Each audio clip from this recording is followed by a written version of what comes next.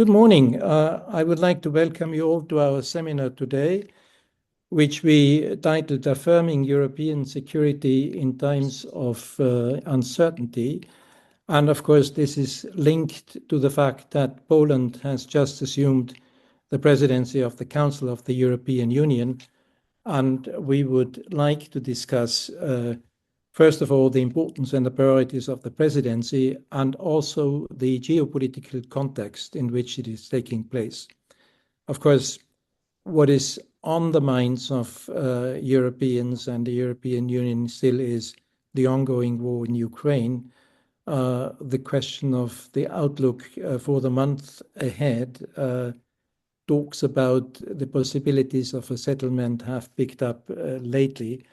And of course, at the same time, we are facing a new American administration. President Trump will be inaugurated next week for his second term. He has made a number of announcements, not only related to Ukraine, but also on issues related to relations between the United States and Europe. So security, of course, on the one hand is hard security, it's defense, but the Polish presidency has focused very rightly, I think, on security in all its dimensions, which includes internal energy, food, lots of things which need to be linked together. But of course, one of the things which is still, I think, very much a priority is defense and how to put together the different strands, how to make Europe more resilient in this area and a number of other areas. So the Polish presidency, I think, faces huge challenges in the month ahead. But of course, Poland is not only important as being the president of the Council in the month ahead. Poland also is a key actor and is a key country in the overall context of Europe's emerging new architecture. And therefore, I think it is very important also to see Poland as an actor beyond the presidency, also in its very specific geopolitical situation, and with it links obviously to other key actors in Europe. So all these issues, I think we would like to discuss from different angles. We have an expert panel from bringing together experts from Paris, Georgina Wright, who is Deputy Director for International Studies at the Institut Montaigne, Stefan Lehne, who is a Senior Fellow at Carnegie Europe, Jim Close, who is a Senior Associate Fellow at Egmont Royal Institute for International Relations and also the Secretary General of the Trans-European Policy Studies Association, TEPSA, Magdalena Jakubowska, Vice President of the Board of Respublika Visegrad Insight from Warsaw. And I'm particularly grateful also that we have Agnieszka Legucka, who is the Deputy Head of the Department of Strategy at the Polish Ministry of Foreign Affairs in Warsaw, who will start our discussion by giving us an overview of what is basically the priority situation view from Warsaw before we start with our panel discussion.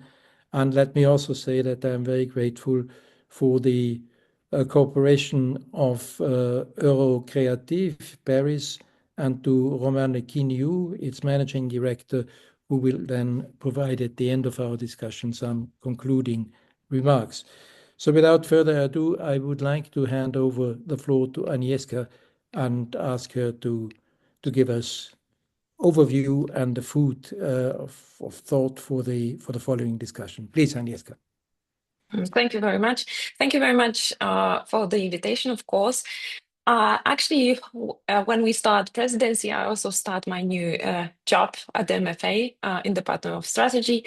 I would like to just jump with elements of the Polish priorities when it comes to the Polish presidency, especially when it comes to the security. As you know, Polish motto for for the Polish presidency, half of year, is Security Europe. And I would maybe start also with the logo of Polish presidency.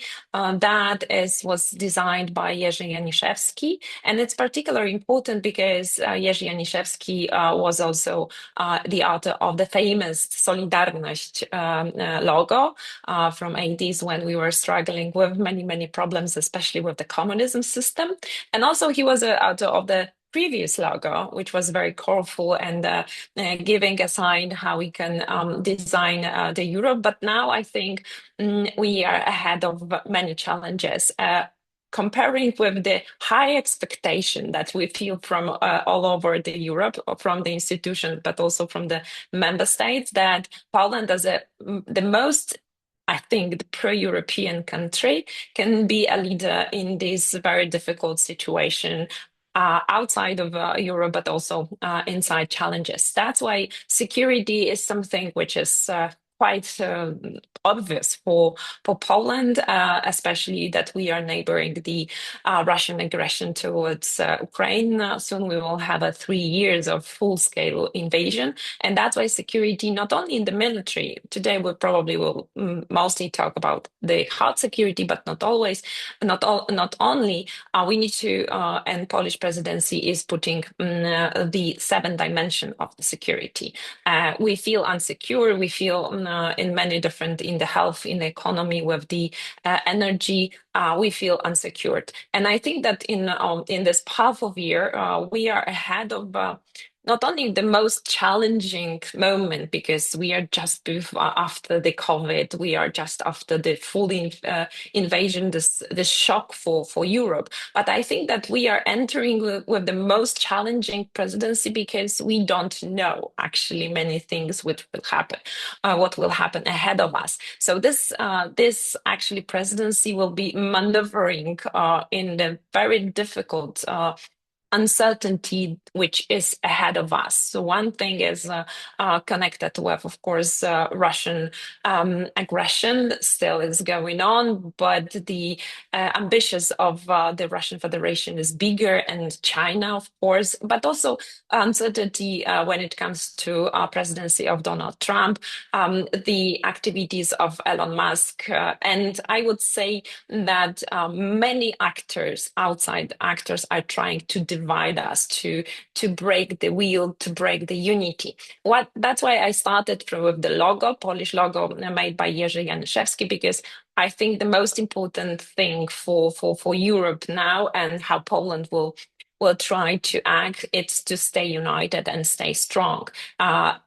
Because ahead of us are many challenges, and many different actors are playing to divide us and to feel to divide us and to make us weaker. When it comes to the most important elements of the Polish presidency ahead of us, is 3 elements. First is, of course, support for Ukraine within the European Union, to take the more responsibility for our security, well, not only to put attention to the eastern flank, but altogether we can help, and we need to strengthen that help from financial, but also from the military perspective to Ukraine. The second thing, very important for Poland, that it will be also something which will be challenging, especially when it comes to the elements of discussion from United States, that there might be some negotiations between US and Russia over so-called peace talks. So the second priority for us is to maintaining the stance, maintaining the policy that we already have right now towards Russia and towards Belarus. This is quite important, not only for our country, but and not only to the east dimension, but when we talk with our African, Middle East countries, and also with China. And the third element, which is also very important for us, is to strengthening resilience on many fields. When it comes to FIMI, which is like foreign information manipulation interference from Russia, but not only that, that we are trying to, in our presidency, put on agenda something which is called the Resilience Council, and we would like to strengthen the contacts and coordination between the government and authorities with the it is called like 360 degrees at every element of our society, economy, business, and etc. need to be strengthened enough to secure actually our democracy in Europe. When it comes to the element, when we talk about those three elements, we feel that Russia's economy should hit the wall in this year, or maybe next year. So it is very crucial to understand that our security depends, of course, what is happening outside of the European Union. But at the same time, we feel that Russian are trying to raise the bar for the negotiations. And for us, I mean, up to us, it's to strengthen the negotiation position for Ukraine. Of course, we still build the agenda that Ukraine need to be member state of the European Union, need to be member of NATO. At the same time, Polish presidency is not only about the enlargement to the east, but also we would like to strengthen the path to the enlargement to the Balkans, and to strengthen, not only to push forward enlargement as a whole. It is important for us. When it comes to defense things and hard security, we believe that 2% is not enough.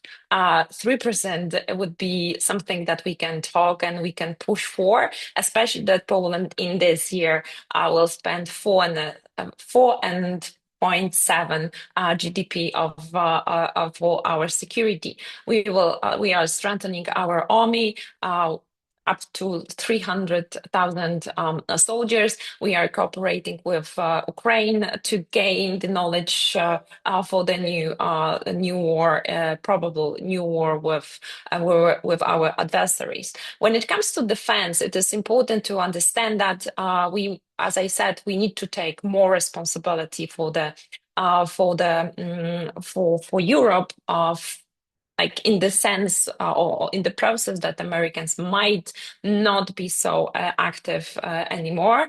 And that's why not only spending money, but also in the fiscal manner, we need to strengthen or at least make the discussion happen to exclude defense spending from the EU's excessive deficit procedure. The hard security is important because in front of the negotiations with Russia, there might be a problem of how we can defend the security in the European Union, not only for Ukraine. And saying that, we need to spend more, better, and together, because we also appreciate the new position of Commissioner Kubilius, who will be responsible to maintain the industry, military industry in Europe, to cooperate with each other, not only exporting outside the military purposes. And the last but not least, we do aware that the competitiveness is important thing. After the report of Draghi report, we understand that Europe needs to catch up with the other world, especially United States. And from our perspective, this is exactly kind of I would not call it as a war economy, but the new industry, the investment into our defense might be one of the elements for building our competitiveness of Europe towards not only challenges, but also our adversaries. Perhaps I will stop here because I would be very happy to hear your opinion about not only the challenges, I think we are aware of them, but actually those gaps and that we might have and maybe we are witnessing right now, just to be sure if Poland will make that presidency successful. Thank you very much. Thank you very much, Agnieszka, for this very precise overview. I think we are grateful for you to having it put in a very succinct way. We all know that the presidency faces a myriad of challenges, and you focused on the key priorities. And I particularly paid attention to what you mentioned in terms of staying united, also continuing support for Ukraine, being consistent in our policy, also with regard to communication to third partners. And I think we will also have an opportunity to come back a bit on what you focused on in terms of resilience and also competitiveness. But let me now maybe turn to our panel and start with Georgina. The French presidency, of course, took place in 2022 at the crucial time when Russia started to invade Ukraine, and also we had the Versailles summit and a number of initiatives which I think continue to be very important. France will also continue to play a key role, and President Macron is on record with a number of statements and, of course, also views on the direction France would like the European Union to take. And I think there is also quite a lot of consistency with what you just outlined on the priorities of the Polish presidency. So maybe Georgina, you could give us a bit the view from Paris. Thank you very much, and thank you very much for the invitation. It's great to be here. I think to sort of pick up really where Agnieszka left, I think France is a big supporter of this presidency. Obviously, the timing is crucial. We know it's the start of a new commission, more or less, with a big strategic agenda. But we also know, of course, the war in Ukraine entering its third year, and the key role that Poland has played really in sort of, coordinating that Western response. And I think, crucially, France and Poland have grown much closer over the years. So you've seen that in the numerous Weimar Triangle meetings with German counterparts, but also recently when the French president Macron delivered his big speech in front of the French ambassadors and invited, Sikorski, so the Polish foreign minister, was invited to take part in a discussion with Jean-Noël Barrot, who is the French Minister of Foreign Affairs. So there's a real willingness to show, I think, to Europe and the rest of the world that France and Poland are keen to work together and share many interests and concerns. I think when it comes to, what France is expecting of the Polish presidency and frankly of this new year, I think there are sort of three main pushes. The first is security, the second is competitiveness, and the third is making sure that the EU is fit for purpose and can survive. I mean, it sounds like dramatic language, but if you think back to the big speech that Macron gave to the Sorbonne back in April, he said, the EU could die, elle est mortelle. So there's a real sense of preparing the EU for the future. So on security, I think the first thing is, and Macron made this clear in his speech to the ambassadors, is we all know that there's going to be a new US president. He has said that he wants a quick peace deal between Russia and Ukraine. And I think the priority for France is really making sure that Ukraine is in a much stronger position than it is now. The key is for Ukraine not to lose this war. And he's said this consistently over the past couple of months, but he repeated it a few weeks ago. And I think that means sort of continuing to support Ukraine militarily, and also making sure that sanctions aren't lifted. So I think on Russia, that is, because we've heard the new US president, Donald Trump, saying repeatedly in the campaign, I don't like sanctions, and if we find a deal, I think they should be lifted. And I think there's a sense in France that we need to coordinate amongst the EU, but also the G7 allies, to make sure that if we are to enter a negotiation, that Ukraine is in a stronger position and that those sanctions continue, at least during the negotiations. But then there's what we do for Ukraine, and then there's what we do on EU defence. And I think we've got France has high expectations of the new European Commission. It's put defence front and centre of its strategic agenda. as Agnieszka laid out, there are a number of things that the Polish presidency is hoping to push. And I think the industrial component is very important to France. So there is a real sense that we need to continue to support Ukraine, but we also need to really strengthen our own security, particularly with the potential prospect of the US retreating. And at the moment, we can't do both. We don't have means to continue to support Ukraine and continue to bolster massively our own defense. So we really need to think strategically about how we invest, who invests, how we coordinate. And I think there's a real hope and aspiration that that's a discussion that can be pushed by the Polish presidency as well.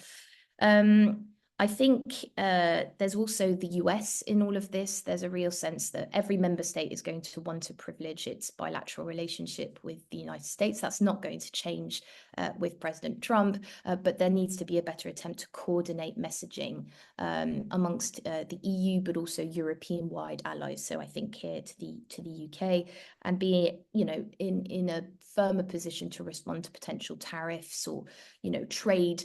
I don't want to say trade war, but at least what the United States tries to do to kind of weaken the EU's competitiveness and how that sort of interacts with the security angle and what we do on Ukraine. So, you know, a better coordination at the EU level. And then finally on the security part, because I think it's important, France is very, you know, eager for the EU to do more, but there's also a lot European-wide that France could do. So you could see that Macron met Keir Starmer, British Prime Minister, recently. They, of course, talked about Ukraine and European security. There was a meeting in Poland just a few days ago between the defense ministers of Spain, Poland, France, Germany, Italy, and the UK to again talk about European-wide security. There's the Weimar Triangle. So I think there's a willingness for France to invest in minilateral groupings when we're thinking about security of the continent.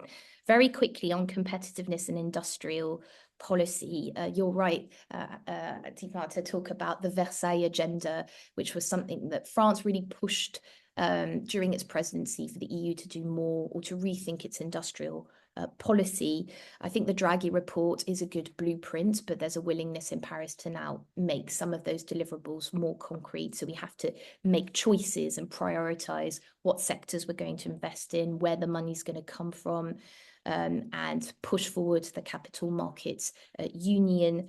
And then I think on economic security, you know, there's no naivety in France that China poses a threat to EU competitiveness, but the United States does as well. And Trump will soon have all the levers of economic power. He's a strong believer in economic strong arming, so using tariffs and sanctions and all sorts of things to kind of coerce and Europeans to align on certain policies, but also to make sure that the US is getting a good deal. And so there's a sense in Paris that we need to be able to respond to that, but continually sort of engage the US as much as possible, but also be in a position to respond if the US does something that is counter to our interests. Perhaps in the Q&A we can come back to France's domestic situation, because I think that's really key in how much France can actually leverage in Brussels, given the political turmoil. But I promise to be brief, and that's a quick overview on how it considers the Polish presidency. But I think Poland can expect an ally in France during these next 6 months. Thank you very much, Georgina. Yes, definitely. I think we should come back later a bit on the domestic situation in France. We don't have somebody from Germany, but of course also the domestic situation in Germany is something with the elections to be held in February, which will have an impact. You mentioned, I think, some of the key issues which will determine, I think, the European position, and you also focused rightly, I think, very much on the incoming Trump administration. That is, of course, something which already started to focus minds even before the inauguration of President Trump. And of course, some commentators said that's not a very auspicious development, that the first focus of incoming President Trump was not on his adversaries, but on his allies. And that's where some of the comments and threats were directed to. So, Stefan, maybe you could comment a bit on this sort of context of, on the one hand, still very much the focus on continuing our policy in support of Ukraine, at the same time also being firm on Russia. There, I think some of the problems there is, of course, an increasing wave of populist opinion and a rise of right-wing governments and government participations which are not really very keen on following that line. So that, I think, is also something which is related to the question of European unity. And finally, looking on defense and competitiveness, this will cost money.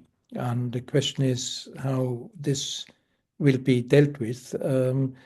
Agnieszka made an interesting comment in her opening statement when she said that Poland is in favor of exempting defense spending from the excessive deficit procedure. It's an interesting thought, and it will be interesting to see how it will be met in some member states. So, Stefan, maybe you could comment a bit on this very complex situation. Thank you very much, Dietmar. Thanks for the invitation. I very much like the motto, Security Europe, exclamation mark. I like the exclamation mark because it reminds me somehow of the famous Clinton campaign. It's the economy, stupid. It's a similar type of sort of wake-up call that should make people focus on what is really a priority. Of course, it's a topic that resonates strongly in the Polish public, and it's a topic where Poland is extremely well positioned. It's spending 4.7% of the GDP on defense. It's a very staunch supporter of Ukraine, and it also is a champion of transatlantic relations.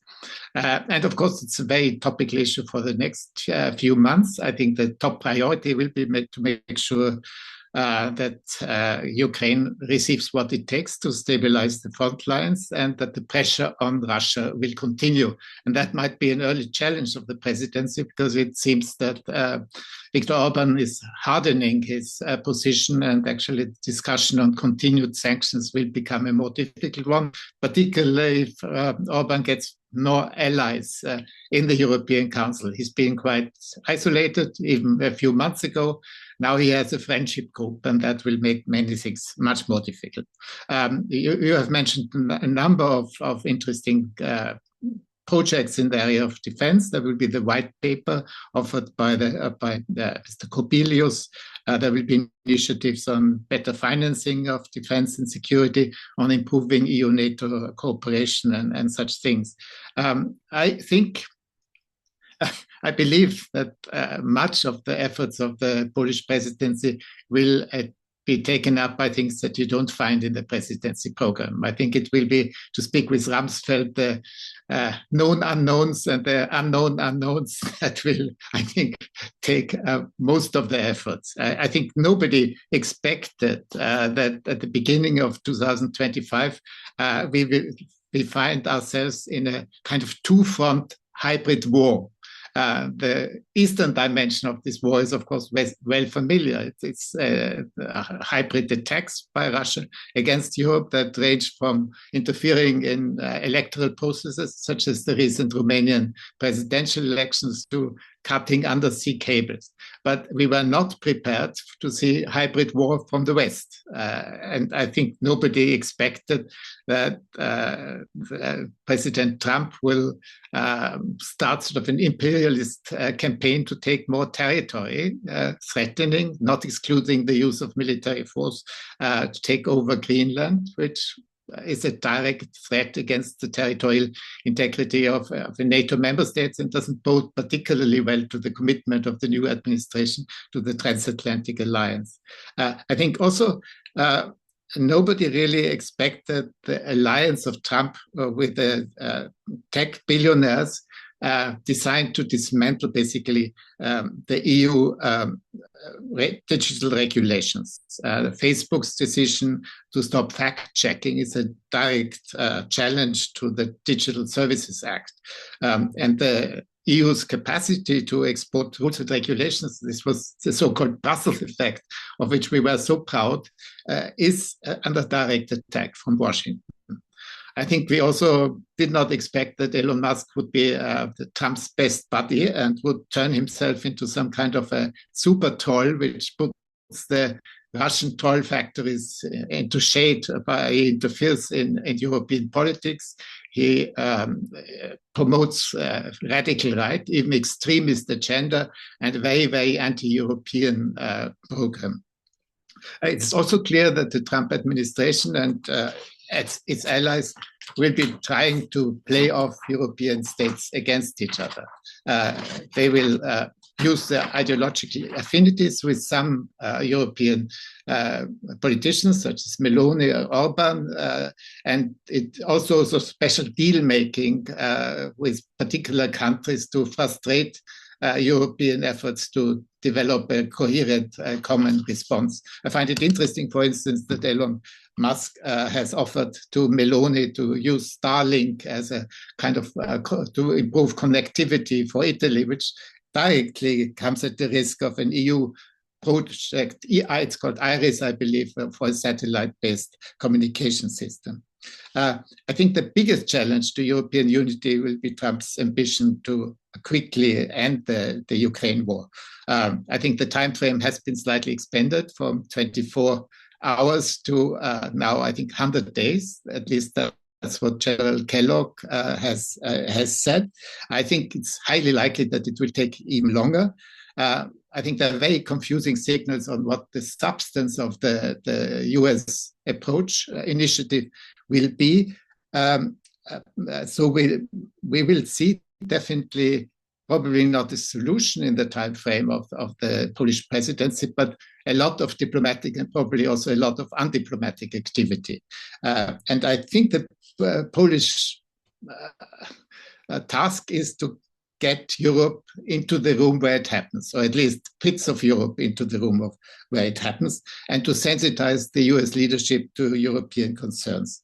I think it will do so through its bilateral relationships with the Trump administration, possibly a visit to Warsaw, and through initiatives in the framework of the Weimar Triangle. Also, I think Poland is well positioned to take this task forward, but it will be sort of an uphill struggle for two reasons. First, I think the Trump administration is not necessarily very much inclined to listen to Europe when it approaches this issue. I think they envisage sort of more direct talks with Russia and with Ukraine.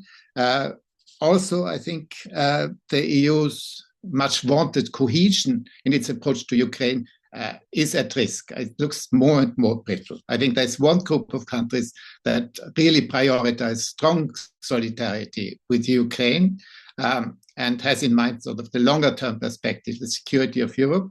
But there's another group of countries that is inclined to favor a quick fix, basically, bringing the war to end as quickly as possible and possibly also renewing economic relations with Russia as quickly as possible. So that is a big, big danger. And I believe that we are really risking that that in the end, divided union will be totally paralyzed on an issue that is absolutely crucial for European interests. I think in the conversation Dietmar and I had some days ago, he encouraged me to say something positive. And I did some research and I found out that the population of honeybees, which was under severe threats 2 years ago, is recovering very impressively. I think this is not of direct relevance to the Polish presidency, but I came up with another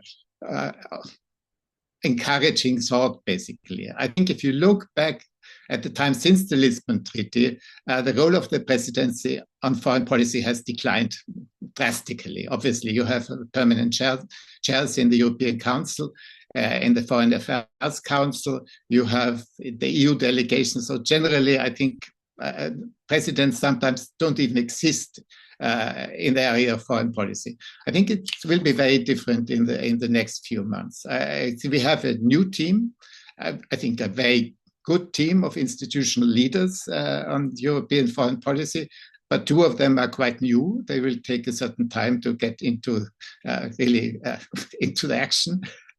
Also, I think it's not necessarily true that Washington and Moscow will be very keen to engage constructively with these leaders. I think there is a preference probably on both sides rather to talk to capitals rather than to institutions. Also, I think France and Germany are in a relatively weak position, so some kind of a normative format approach to settling the Ukraine crisis is totally out of question. And I think Poland has the kind of credibility to really lead on this issue and to make sure that Europe stays together. And I wish them all the best for the next few months. Thank you. Thank you very much, Stefan. I think you put rightly, I think, the finger on the spot of the unprecedented situation we are with regard to our transatlantic ally and, if you want, protector. That's something which is obviously a completely new situation. And you also focused rightly, I think, on the threats to European unity, coming from basically two main issues. One, a tendency of major players, the US, Russia, China, to focus more on capitals rather than on the institutions of the European Union. And then the internal divisions, I think, which have developed to a point where they really threaten unity on a common stance on the Ukraine. Jim, nobody is better qualified basically to judge this complex interplay of institutions, member states. You have been sitting in on European councils for decades and know this all inside out. So I think following up on what Stefan said, the role of the Polish presidency, which he thought is more important in terms of the weight of Poland and its specific position in the area rather than its short-term role as presidency of the Council. But we are also facing a situation basically where we have a new commission, albeit with a president of the commission we are well familiar with. We also have a new president of the European Council, a relatively new European Parliament. So we are in a way at the beginning of an era, if you want. And it would be interesting to hear from you a bit how you judge basically the threats we are facing to our ambitions and also the institutional interplay, which will be a major factor. Please, Jim. Thank you very much, Dietmar. I agree with what Stefan said about the presidency. I will not dwell on the what, except to say that there's an absolute need for the EU to up its game and to be a true global player. That also means defining our policies and our objectives and not just wait for Trump. I would say that, Stefan, it's governance, stupid, we should talk about. I will talk about governance in 5 quick points. First one, interaction between the EU and the member states. We are not the United States of Europe, and we should stop pretending that we're building the United States of Europe. What we have to do is understand our system and make it work. We have to move away from the inverted federalism, which characterized our integration over the first decades, where we concentrated on every nook and cranny of regulation, but we left outside the politique régalienne. Second point, resilience was mentioned by Agnieszka and by Georgina. The last 15 years, we had major challenges. We handled them reasonably well, I must say, but we need a much more conscious effort and investment into it. 3 points here. First, strategic autonomy. I do not understand people who do not agree with the idea of strategic autonomy. It's a no-brainer. Better crisis management, it cannot just be crisis management. Crisis management tools and structures should be better done. And of course, we need to harness foresight in a much more intelligent way. Third point, EU finances was mentioned. We have massive financing needs. We cannot just look at the EU budget because it's relatively small, but we have to look at how we spend money. Presently, we have a system of box ticking and self-congratulation on the money. We hardly ever look at the effectiveness of it. That must change. Secondly, we obviously need, whatever the Austrians or the Germans say right now, we obviously need new generation type programs. And thirdly, we need the capital markets union because presently 300 billion of European savings go for investments in the United States because it's easier, and that must change. Fourth point, EU global influence. Now, that's a tall order. There are certain things we'll have to do. First of all, we'll have to stop the blind alignment on the United States. We have to grow up, not against the United States. We cannot just align our China policy on everything which comes from Washington. I very much agree with Stefan on this point. The first challenge is interaction between the EU and the member states must be much stronger. Interaction between policies. We have a trade policy which is completely integrated, a defense policy which is not, so we'll have to work on that. We need much better cooperation in Brussels. It was a sad story to see the three incumbents fighting in Brussels all the time. That must stop. We should find a better use of the EAS and the HR, which has been so far not a success.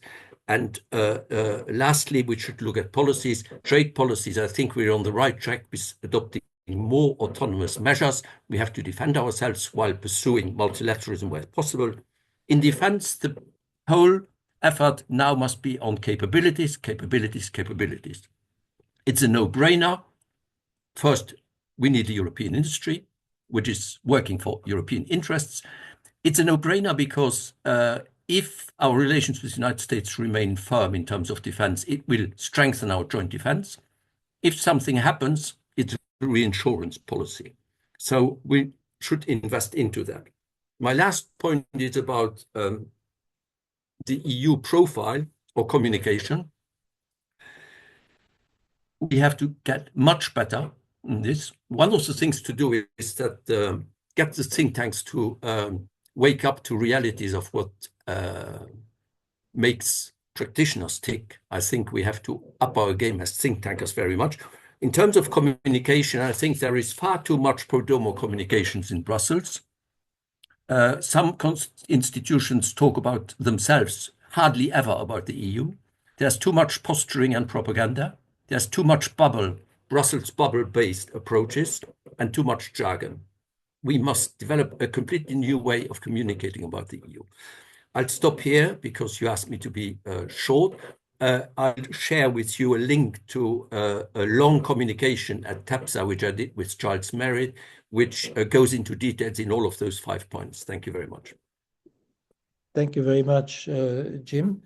I think you offered food for thought, which goes a bit beyond this seminar, and I think I'm grateful for you mentioning a number of issues, I think, which are sometimes a bit left out from the discussion. And I think how to improve governance within the European Union is definitely a main challenge, which needs to be addressed, I think, in the areas you mentioned. Magdalena, back maybe to a Polish view. You have heard a number of comments which related, on the one hand, to the ambition of the Polish presidency, on the other hand, to the challenges to this ambition, but also, I think, and this is something Georgina focused very much on, sort of key, if I may say so, alliances within the European Union, close cooperation between France and Poland, the Weimar Triangle, even if Germany is at the moment in political paralysis to a certain extent because of the upcoming elections, but this is still something going on. How would you assess basically the situation and also the prospects for Poland to carry through its main priorities, maybe not only in the 6 months ahead, but staying the course, if I may say so? Thank you, Detmar, and thank you all for all the remarks so far. It's a lot of food for thought, but I think that I don't want to sound naive, but I think we are quite lucky that we have Poland and Polish presidency now at this very moment, when, as Georgina said, France is and Germany are in a little more mess. There is this Trump presidency. Trump starting his presidency in the US, and the strong relationship that Poland has. Also, via our defense spending and the money we pack into that is very good moment for all those relationships to be kind of addressed and put into the EU machine. So I think that also our position as very well understanding the Russian threat and also the Ukrainian context here, but also understanding security as the overall neighborhood of the EU, and being very much focused on enlargement questions, because we hardly touched upon enlargement in this talk so far. I'll come back to that, but this is something that that Poland is very much into that. Poland is also in the center of a very let's say naughty region, because we have Hungary, Slovakia now, quite naughty member states in the EU, and whom we so far, Poland and Polish leaders are quite well in handling. So we also have very strong economic ties in the region. So therefore, there are some points of pressures that we can take on. I also want to mention that Poland, we talk a lot here about unity and this kind of understanding of our shared values, being the togetherness of the member states. Poland has gone through a very difficult political time in its with its previous government that was lesser pro-EU. Now we can understand and have the very pro-EU government that is and this agenda is being very much reinforced, revived, and so on and so forth.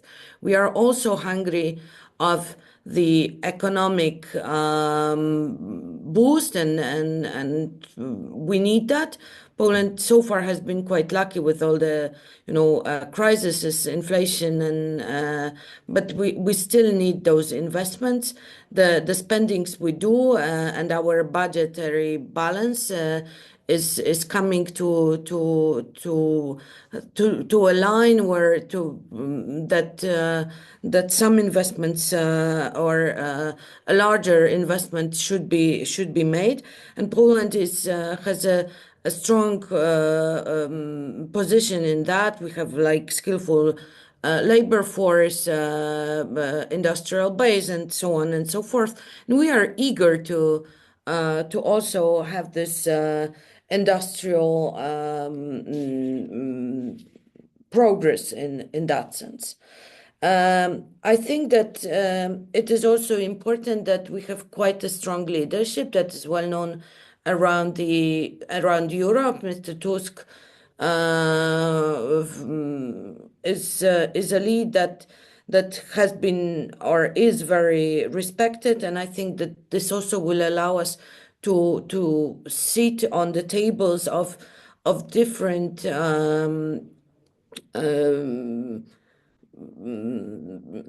how to say that, different tables that are important, including the negotiations or so-called peace negotiations or peace talks around Ukraine. But not only this Weimar Triangle, but also the Big Five and so on and so forth.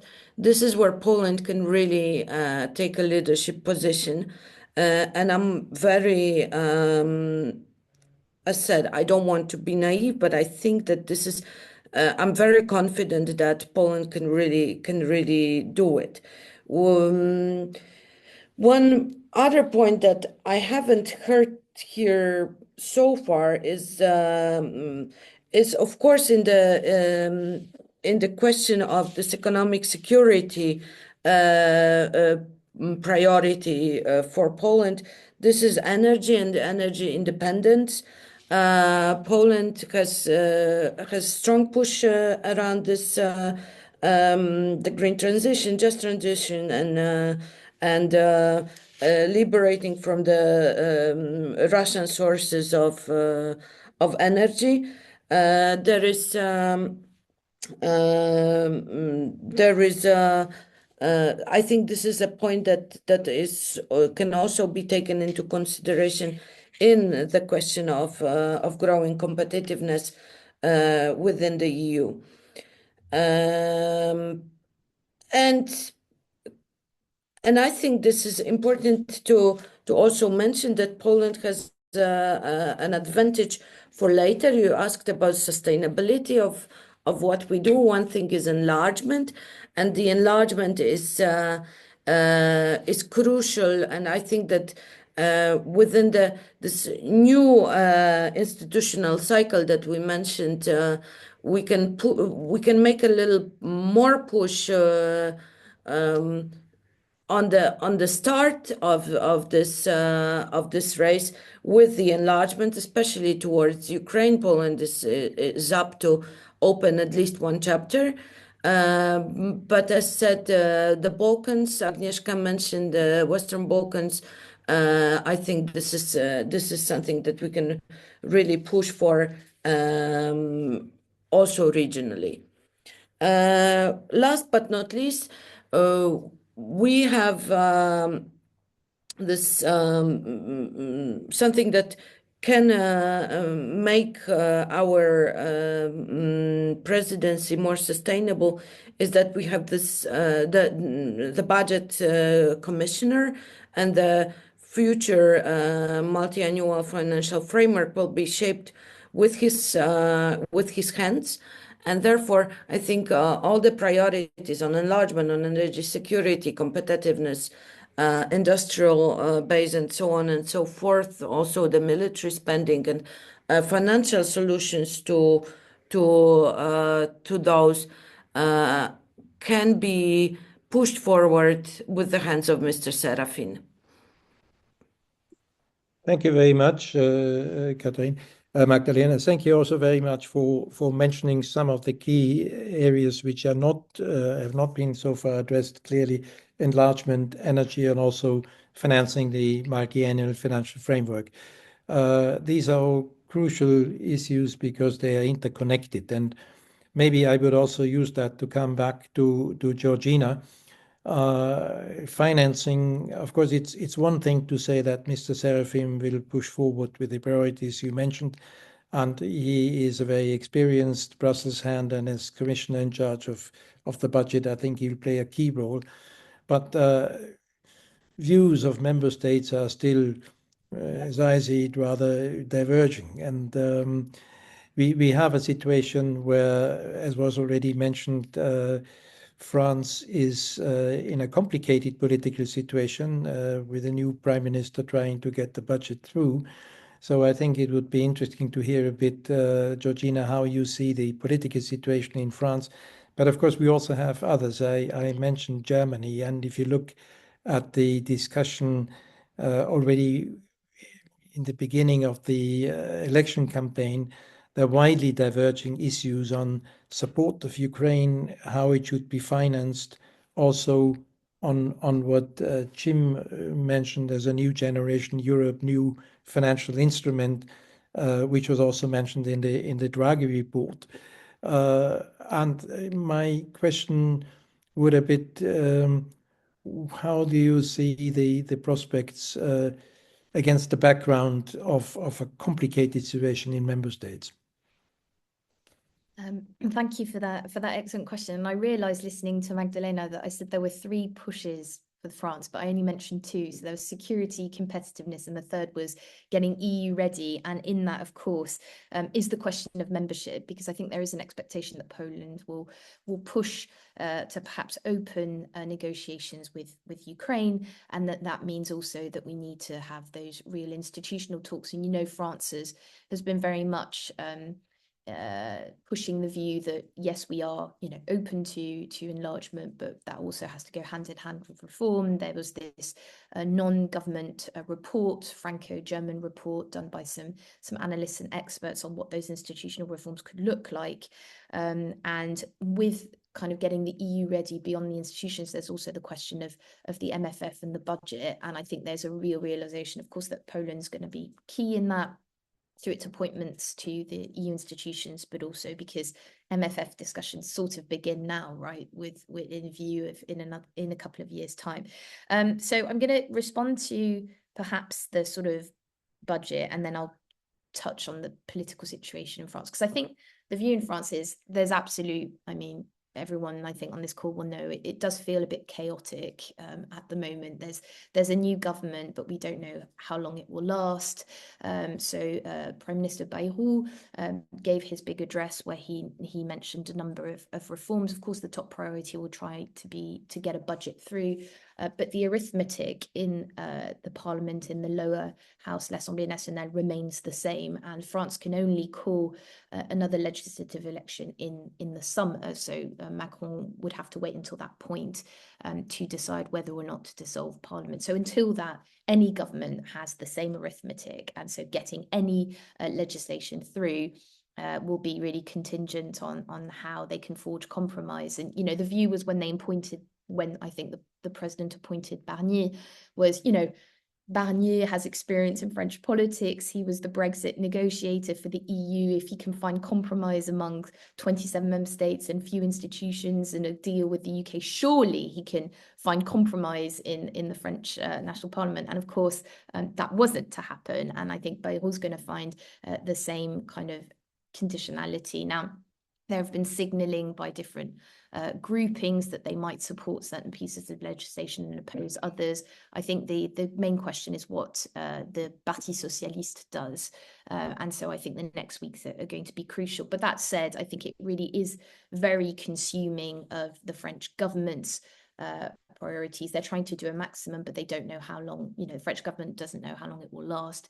And then I think President Macron, who you would expect theoretically, given things are complicated domestically, that he would do a maximum internationally. And he has been, there's the Middle East, we haven't really mentioned, but obviously everything that's happening there, Gaza, but also Syria is important. But I almost would expect Macron to do more. And I feel that actually even Macron is probably a bit limited because of the domestic situation at home. And so that inevitably kind of constrains, I think, France's ability to maybe talk as much about the EU as it would like. Now, I'm not going to tell, there's Jim on this call who's way more experienced in all of this. And, France, I think, his strength in Brussels is that whether you talk to the permanent representative or a junior councillor, they all have the same line. They know what they're defending. The president defends it, the government defends it. Everyone sort of, has clear priorities in mind. And what I hear is that because of the political chaos, it's that line hasn't been as clear.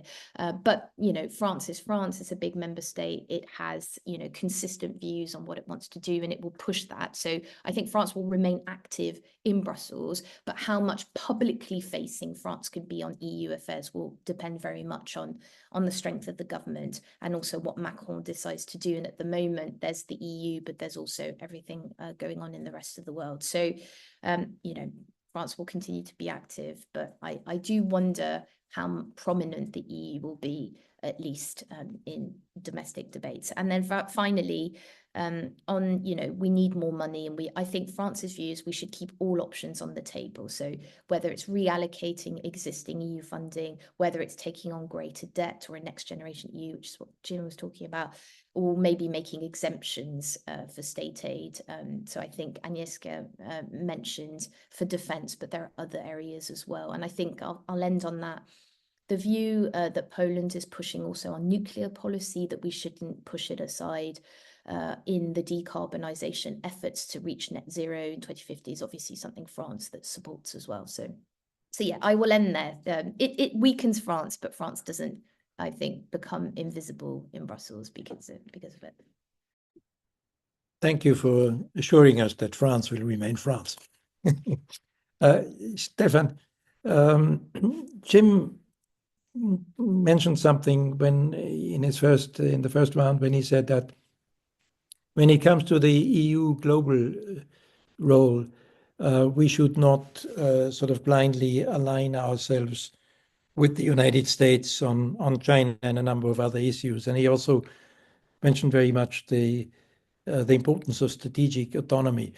I'm just wondering, I mean, do you have the feeling that this is a pervasive sense across the European Union, that this is the time maybe to show unity, to also to sit back a bit and not react to every comment coming from Washington or Mar-a-Lago? That's one of the points Ivan Kastev made in a comment today in the Financial Times, when he pleaded basically for sort of a calmer attitude and also maybe for a bit more not assertiveness, but sometimes one has the feeling that it's chaos not only because of the political situation in some member states, but nobody knows quite how to react, rather than say, look, not everything which is coming out of Washington immediately affects the future of the European Union. This is something which very much belongs also in our own hands, quite regardless of the fact that the United States is the dominant power. But you were pessimistic and slightly optimistic in your final comment in the previous round. But how would you assess basically the likelihood or the chance of Europe coming together basically in a realistic but still a bit more self-confident way? Well, I think if you look at the reactions so far by capitals to what happens in Washington, what is said in Washington to all this provocation, I've been a bit reminded of princes in Central Asia that saw the Genghis Khan approaching on the horizon. So I think basically they were calculating. Of course, you can build an alliance with other princes and maybe defend your territory, or you can, maybe this is not so promising, and then you put the best carpets and the best silver on camels and send them to the headquarters of the great Khan. I think this is a strange phenomenon. There is sort of a paralysis, the kind of, obviously, I think Trump is in a hugely powerful position and much more powerful than he was during his first period in office. And obviously, he is someone who intimidates consciously, provokes. And I don't see any, well, there were some French comments, but there is no real pushback. It's really, I think the idea is to try to accommodate the US as much as possible. And mainly individually, basically, not necessarily through a joint collective EU effort. I think that the one particular problem that we have is, of course, that we have the kind of political landscape in Europe has become so fragmented. I think the radical right is on the rise generally. There are, I think there now in 7 governments, the radical right or populist right parties are part of the coalition. There are more and more such people also in the European Council. Also, I think Mr. Kickel has good chances to appear there shortly, and that will be then, they call it the illiberal Habsburgs, basically a group of people in the European Council that have not exactly a pro-European agenda. And so because of the kind of threat, basically, and the aggressiveness of the US and the kind of splits internally, it's hugely difficult to come to a coherent response, common response of Europe to what is happening. I think Jim said rightly that there have been many crises over the last 15 years, and some crises have led to a strengthening of the European Union, no doubt. But my feeling is a little bit that the crises that have strengthened the EU were the existential ones. Basically, when the financial crisis, the financial market threatened to bring the euro down, everybody pulled together. Everybody was in the same boat, basically pulled together, did quite significant reforms. Same on the pandemic, when I think it was very clear that the southern economies will go down the drain if nothing is done. Then something unthinkable happens. The common debt programs to support recovery fund to support them. So when Europe has the back against the wall, it's still capable of quite significant action. I think what I find more worrying is a situation of sort of gradual decline of the one that Mario Draghi describes, where basically we are faced sort of a slow agony of losing competitiveness. And in this situation, this type of threats, so kind of a marginalization, the kind of decline of our international role, etc., then I'm not sure whether there is sufficient sort of strength for mobilization and for coming to a common European response. So I very much hope so. I think this depends on two factors. Basically, one is that you have what it takes, the capabilities, and the main capabilities that we are lacking at the moment is money. I think in the pandemic, everybody spent far too much. There is very little money available. And the second thing is leadership. And if you look around, I think on security, Poland is well positioned to exert real leadership, and I have some hope for what it's going to do. But otherwise, in terms of strong sort of pro-European, pushing really the capital markets union, pushing massive public investment in competitiveness in the industrial Green Deal in support of Ukraine, somehow the kind of pluri-crisis that is hitting us is sort of out of sync with the capabilities that are easily available at the moment. And the leadership deficit, I think, is something that unfortunately is a serious concern. Thank you, Stefan. I think on leadership, I think you mentioned correctly that when it comes to defense or hard security, Poland is a strong actor, and I think I would subscribe to what we heard from our Polish colleagues, that we can be happy to have Poland in the chair at this time. But leadership has also become a bit more complex. You know, we have leadership was defined in the past very much about something organized around the German-French axis. This is no longer playing out in the way it used to. But still, as Georgina pointed out, regardless of the domestic turbulence in France, there is, and I think this is recognized, consistency in terms of France's position on defense, on strategic autonomy, on support for Ukraine. And the question is, of course, how this will turn out in Germany. But the odds also seem to be that with the possibility of a Chancellor Merz, the German position could possibly maybe be a bit more aligned, and this could also possibly strengthen the Weimar Triangle. But it comes down very much also to financing, and that's one of the key questions. And also when it comes to leadership, and you mentioned the weak responses to whatever came out of Washington, and that, I think, to a lot of people's surprise, included what came out of Brussels.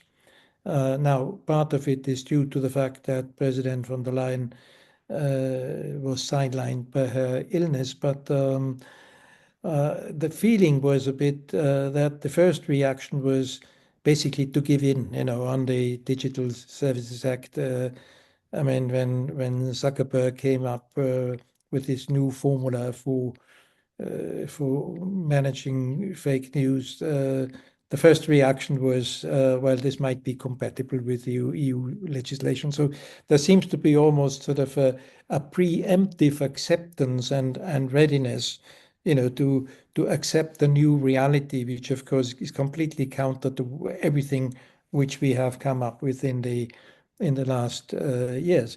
So, Jim, governance is your theme, but I mean, we said on the one hand, we have a strong new team. You mentioned rightly, I think, that the quarrels we saw in the previous administration seem to be a thing of the past.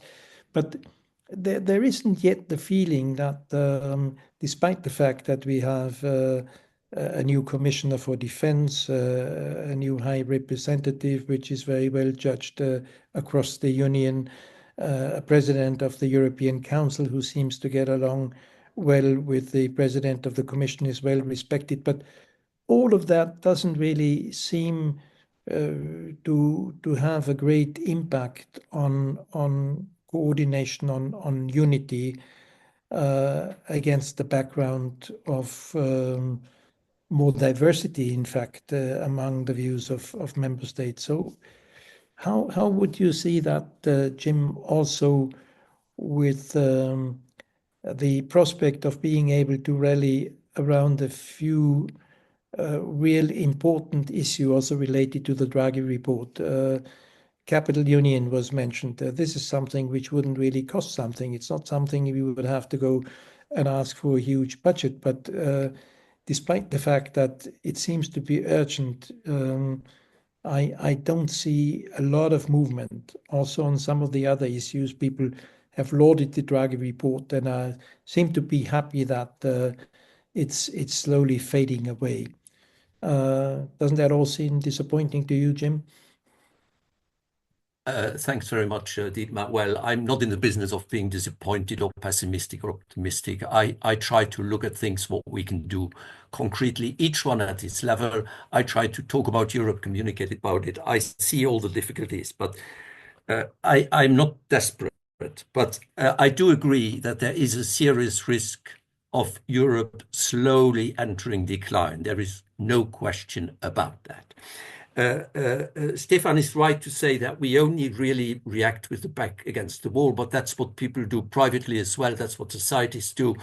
I would simply say, Stefan, that I don't know how Trump is going to develop, but if Trump has a major conflict with China, if Trump imposes tariffs, if Trump tries to grab Greenland, then I think we are in a situation of an existential crisis. And then I think the Europeans will have to react. I hope so. Or otherwise, we can be forgotten as global players. But that brings me to another point. I'm very struck about the calls to stay the course on Ukraine, and I don't disagree with it. But what strikes me is that the Union, which has a record in finding solutions to solving problems, including between former enemies, that we seem to be sitting there and say we stay the course till the last Ukrainian soldier, I suppose, but we don't seem to be thinking about the after. And so we're waiting for Trump to reorganize Europe. I think we should be a bit careful there. And this brings me to a more general point. Vis-à-vis the United States, we have a long record of being reactive. We wait for the Americans to ask for things, and then we comment from the sidelines and we carp with them, and in the end we give in anyway. I think we must learn to defend our own interests, to understand what is vital for us or not. Very often we will come to the conclusion that working with the United States is necessary, and history shows us that it has helped us. But sometimes it doesn't. And then we should say to the Americans, and someone like Trump, he is transactional. If you say to him, we have a red line here, you can talk to this guy. But if we simply let him bully us into everything, he will never stop, because that's the kind of personality he is. You have to stand up, but you have to do it calmly and not just react. You have to say, here is something we strongly feel about. That is an existential issue for us. You must understand it. And we are only ready to do certain things. That brings me and as far as Ukraine is concerned, I mean, the EU must be thinking also about the end of the conflict, hopefully. And what are we going to do afterwards? And simply say, stay the course till the last Ukrainian, I'm sorry, that is not good enough. I am for staying with Ukraine, absolutely, 100%. But we need to have a serious strategic discussion. And that's my second point. This can only be done at the level of the European Council. I mean, as far as the budget is concerned, in the end, it's the European Council which decides. Piotr, who is a good friend of mine, he will be a great budget commissioner, and he will have an important role. But in the end, this is von der Leyen, and this is the European Council as a whole. Tusk is an important player there, regardless of the presidency. The presidency in itself is not the decisive factor at the European Council level. He has a lot of credibility. Poland is doing well economically. Poland is investing heavily into defense. So Poland is becoming a strong player. And I'm pleased to hear from Georgina that the French have at last recognized this. Concerning France, France will always be a key player in the European Council, of course. This being said, I mean, if the French do not start getting serious about the deficit and the debt, this does weaken the country enormously, including in Brussels. It does not mean that they no longer be listened to. They'll always be listened to, like Germany, by the way. But it is an issue which the French should really address. Last point, unity. I love it when people say we have to be united. Doesn't mean much, does it? What is important, we are never united at the outset of a problem. And that's normal. We are so diverse. We have obviously different approaches to Russia. Let's be honest about it. But what is important is that out of the diversity, we are capable to create unity of action on important issues. And there, the record is not bad, frankly. Before each European Council, we are being told Europe is breaking up, they're going to fight and all that. Well, even with Orban, look at what we've done over the last 5 years, or the last 10 years, or 15 years. So unity of action is what counts, but we have to accept that there are diverse views, and we should actually also listen to people like Orban from time to time. He's not wrong on everything. But we should stop this kind of moralizing. Someone is some bad, totally bad, and then we are the good guys and all that. We need to work together. We can do it. Of course, we should defend our values and be tough on our values, but we cannot simply categorize everybody. We must look at the issues and try to find common solutions. That's what the union is great at and which we have to nurture. But we need more common sense of purpose, and we need to be a stronger actor globally. Thank you. Thank you very much, Jim. I think we are slowly coming to the end of the discussion. Before turning over to Romain, I would still like to very briefly give the floor to our two Polish colleagues, Katarina and maybe Agnieszka, if she wants to come in also, especially on what you mentioned, Jim. Staying the course on Ukraine does not seem to be enough. No, that might be the main priority for the month ahead, obviously, because nobody, I think, really realistically expects a solution in the immediate month ahead. But you are, I think, right that we need to think about the future of Ukraine in Europe, about the future of the European future security architecture, etc. So there has also been, obviously, in the recent talks between Tusk and Zelensky, there was not only talk about the accession procedure and the opening of a new chapter, but also about reconstruction and maybe a final word from our two Polish colleagues on what is the thinking on these longer-term issues in Warsaw. Magdalena, would you like to start? Yes, thank you. Something that I want to echo in Jim's statement. I think this is important that we think strategically and that we have a common stance, right? But we are not working towards that. So far, at least. I think that we don't have enough in our minds agreement towards scenarios or kind of the solutions that we will have towards, as the European Union and individual member states, towards Russia after the war. We are not sure at this very moment what we are going to do, I don't know, with sanctions, let's say. Are we going to leave those or not? What's going to happen next? and there is no common stance in it. I can understand the different interests that all the member states have, that, I don't know, especially on energy security and so on and so forth. But we have to be united, whether we punish Russia afterwards or not, and so on and so forth. There is no agreement. And further, there's no conversation about that. One other thing, if we talk enlargement, if we talk Ukraine, if we talk reconstruction, so far the EU has no experience, and I hope it will never have again such an experience to make to lead accession talks with a country that is destroyed with the war. So this is not only about reconstruction, but also a long-term commitment where we go with Ukraine if it comes if it joins EU or the NATO. So there are a lot of key questions that have to be asked or have to be answered. We have to be prepared as European Union for those answers, and without that, we won't have unity or progress. If we don't have like the stance that is common, worked out by all the member states, otherwise we won't progress. Thank you very much. Thank you. Agnieszka, a short final word from you before we turn over Yeah, to... yeah, please.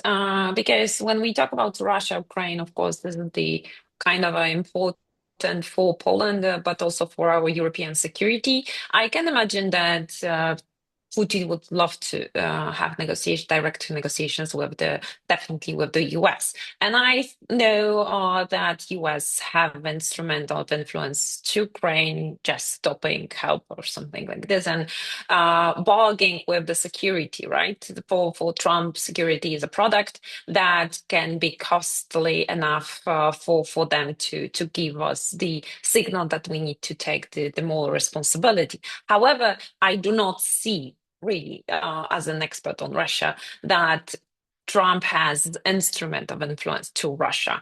Definitely, Putin would like to. It's not Putin's war in Ukraine is not about Ukraine, and I think we understand that it's not about the last Ukrainians. It's actually the whole architecture. And if the negotiations will come, Putin will not only talk about Ukraine, he will talk about the Central Europe, the military infrastructure, the whole European architecture, and I think in the way of those negotiations that they will not be successful enough. But saying that, it's the optimistic, of course, outline. But at the same time, we need to understand that we need to spend more money for our security, and in Poland we do recognize that. However, I do not see that kind of elements in the rest of Europe. However, we still have the somehow a blocking machine, self-limitation for those elements that we have. And money is frozen assets is in Europe more than, for example, in the United States. But still, the self-limitation is saying that no, we cannot touch that, because no, we need to, from my perspective, European taxpayers cannot pay for the Russian destruction and for the Russian what they are doing in Ukraine, but not only, right? The hybrid threat, etc. So we need to realize that we need to also figure out us on a new way how to change also our perspective. If those assets are on the European land, Europe also need to figure out how to manage them, and also how to secure eventual problems for those countries on which territories those assets are. And I do believe that European strategic autonomy is not about that stupid, we don't understand that. But in many cases, we don't believe in that enough because we don't have instruments to fulfill this, to full with the elements of our defense, European defense. So from our perspective, we do believe in European autonomy, but with the strategic harmony with the United States. If that wouldn't be helpful, then we need to figure out how to do it by our own.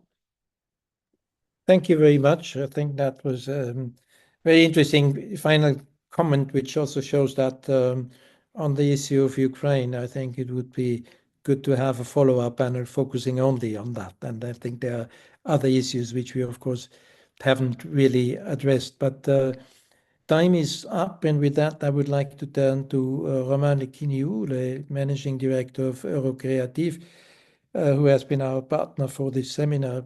And I would like to ask him for his concluding remarks. Please, Romain. Thank you very much, Dietmar. It's a pleasure to be here. And first of all, I would like, as the Managing Director of Eurocreative, to thank a lot our partners, IFRI, and especially in this case, the Centre Franco-Autrichien pour le Rapprochement en Europe, for this very interesting and this timely discussion. And allow me also to thank all the speakers for their time and for their very interesting insights. I think that it was a very rich discussion, and now I a very difficult task to try to provide some brief and concise conclusions. So thanks a lot for this, dear colleagues, dear friends. What I want to start with very briefly is a personal anecdote. When I was a student a few years ago, and I started to do my master thesis about Poland and why Poland is so close to the Americans and why Poland is so focused on security. And I remember very well digging into the strategic documents of Poland, and you can see the evolution of this country, strategically speaking, from the 90s to the early 2000s. And Poland has understood that they've been from the statue of security receivers to security providers, because they participated in the missions in Kosovo, in Afghanistan, in Iraq, etc., etc. And now I think that since 2022, we are approaching a new era for Poland, and Poland is very conscious about this. But the difference is that also the European partners, and especially those who had the less credible relations with Poland, I'm thinking about Western European countries, they see and they perceive Poland as a security guarantor, not just a provider, but a country with which we have to count for the defense and the security of all of Europe. And I think this is the big difference, and it can be illustrated with this 2025 presidency, Security Europe. And I think that it's important to insist on that.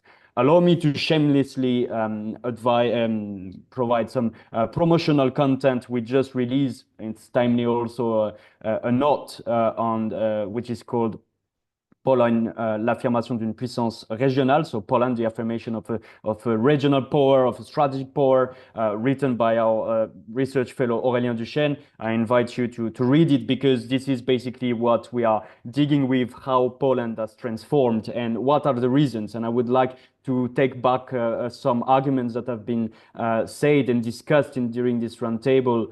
How did we get there? How Poland managed to become a security guarantor in 2025? I think the first argument is very simple, and it's because Poland has and have had a more realistic and a more serious approach to European security than many European member states. Why? Because they had the consciousness and the realistic approach towards Russia, which is, and will remain, whether we like it or not, a security and an existential threat to Europe and Europeans, at least as long as the Russian and the Kremlin leadership and the imperialistic mentality is decapitated or in jail. The second reason is that Poland has a dynamic and strong economy, and this is very important if you want to finance defense. And this is what we see. Poland has been the most successful economy over the past few years, over the past few decades. People who go recently and regularly to Warsaw can testify it, but not only Warsaw. If you go to cities like Poznan or Wrocław or Gdansk, you can see the dynamic of the Polish economy. And third, this is because of a credible and increasingly credible military power. And, Poland has not started in 2022. Poland has started already a number of years before, especially after 2008 and then 2014. Poland has understood that it was time to rearm. And this is a long-term process. And today, as we've been saying, Poland is staying at 4.7% of the GDP. Bonus point, of course, is also the change of rhetoric when it comes to EU-Poland relationships since 2023. Poland is less confrontational to Brussels and the main capitals such as Paris, just to give an example. So yes, this is where we are. Now, security Europe, what Poland can do. Very briefly, I would like to contribute here. Poland and the Polish leadership has said the EU presidency, the presidency of the Council of the EU is not the end per itself. It's an important symbol. It's a good tool, but you cannot do everything with the presidency. And I think that Poland has shown that you need to have some realistic ambitions, even if you need to be ambitious. And I think that Poland is ambitious. What can Warsaw do? First, help the Europeans, help the EU institutions and its member states to understand what is security and why security is so important. The 7 dimensions is a good thing. We talked also about the budget. This is very important to understand.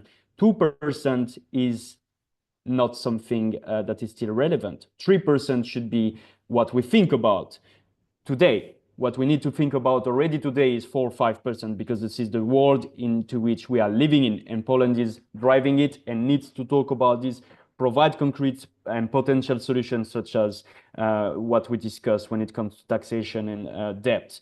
Poland can play and is playing a key role when it comes to transatlantic relations. We know that it's a troubled relationship at the moment. It will remain so, but what we see is that Poland has a more pragmatic, evolutive approach towards transatlantic relations and the security of Europe in general. There is more and more consensus between Poland and the main European partners that we need a European pillar in NATO. And what it means is that we need to increase our defense capabilities today in the short term as soon as possible, which implies buying not always only European, because we are in this situation, but which implies also that in the mid and long term, we need to develop European capabilities, European defense industry, and we need to provide ourselves our own security, because this is where we should be. Poland is a translator between Washington and Brussels/European capitals. The third point and the last point, Poland is very agile, and Georgina mentioned the unilateral format, and I think this is where Poland is also shining, because they have a different approach, a more pragmatic approach when it comes to intra-European diplomacy and influence. And I think here we mentioned Weimar. Weimar will be very important. Poland has a role to play between Paris and Berlin, especially after the German elections. Poland can moderate the competition between Paris and Berlin. Poland can play the role of, trying to get them together and achieve bigger things. Weimar is important. Bucharest 9 is very important. More generally, when we talk about the eastern flank, Poland has been able to deal with a very interesting format, which is the Nordic as well as the Central Eastern Europeans. This is something to count on, also with the Brits, also with the Dutch. So here I can tell you about multiple formats. What is important to understand is that Poland has this task now and this role, if it wants to assume European leadership, to reduce the differences that we can have between northern and southern countries, as well as eastern and western countries. And this is where Poland is very important and needs to continue to have this pragmatic and interesting formats of cooperation. But finally, Poland is also facing dangers that we all are facing today in the West, and in particular in Europe. This is the same for everyone, and Poland needs to be careful there. First is the extreme political polarization. Political democratic institutions are about security, and Poland knows that very well. Poland has the chance today, because of history, because of contemporary developments, to have a fairly general unanimous position when it comes to foreign relations. That's not the case on the domestic scene, and the violent rhetoric between the main parties is a problem because it makes Poland and therefore Europe weaker when it comes to disinformation, when it comes to the survival of democratic institutions. Second, don't be tempted by isolation, don't be tempted by short-term interest, and here I'm telling it from France, which has the tendency to do it for some reason. When it comes to enlargement, Poland will have to refrain from adopting short-term diplomatic measures such as blocking temporarily Ukraine membership to the European Union. This is something that will be tentative and should be avoided because it weakens islands. And finally, demographics, because demographic is about power and Poland is not in the best situation here. Demographic is about the number of military personnel you can gather. Demographic is about the economy. Demographic is about the very tough discussions at the political level, and we know it from the past election. It's very difficult for all parties to have this discussion about migration. So demographic is also a danger to take into account. So my conclusion is that Poland now is at the center of Europe because it is a credible partner, because it has invested in security, and because security now in the coming years and in the coming decades will be everything for European. And I can only advocate as Eurocreative, because we did that for a number of years. France and Poland have to develop this relationship, and I hope that it will be done. We know that the Treaty of Nancy will be signed very recently. So best of luck to Poland, and thanks a lot for this webinar. Also to the audience, it was a pleasure to be able to talk here. Too long, but still a pleasure to talk. Thank you, Romain. No, you were not too long. I think those were very interesting remarks at the end of, I think, a very rich and fascinating discussion.